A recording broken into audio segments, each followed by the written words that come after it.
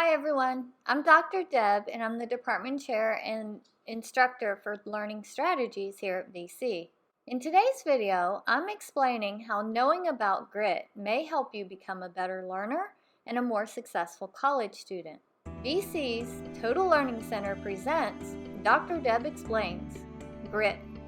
Grit, according to Angela Duckworth, is the quality of having passion and persisting in the face of obstacles. This is often likened to the phrase, when the going gets tough, the tough get going. And, like emotional intelligence, having grit may have more to do with your success in college than IQ or your high school GPA. If one wants to develop IQ, one sets out to learn more. If one wants to develop EQ, emotional intelligence, one could take the quick emotional intelligence self-assessment and develop in those areas. However, we don't know how to improve or build grit. Grit stems from motivation and passion. One has to want to push through in order to succeed. One has to have the desire to push through and overcome obstacles when things get difficult. One has to want to finish what he or she started. I can suggest that you take the grit scale to see your grit score, but I can't really tell you to look at the questions you scored low on to improve in those areas, as I could with other self-assessments. So why talk about grit if there's nothing you can do about it? Well, awareness is a great first step. Once you are aware of grit, then when things get tough and you have a choice to make, you may think about grit and decide to stick it out.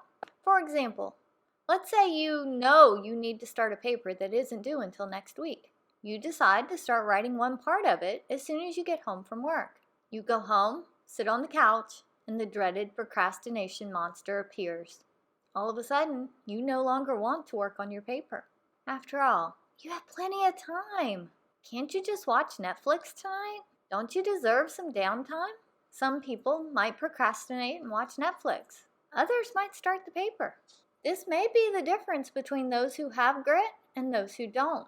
And being aware of grit may move you to become the one who starts a paper instead of the one watching Netflix. However, as a word of caution, we don't want the desire to be gritty to be detrimental to you or your health.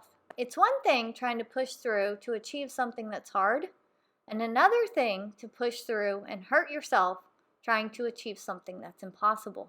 For example, let's take a situation that many students face. They get their midterm grades and have to decide between staying in a class they aren't doing well in and dropping it. Many students may want to stay in the class, show grit, and improve their grade. However, if it's not possible to get a passing grade with the assignments that are left, having grit really doesn't factor into the decision. Sometimes it's better not to show grit. Overall, we want you to be aware of grit, so when you're faced with a tough problem or class, you can decide to work harder and push through.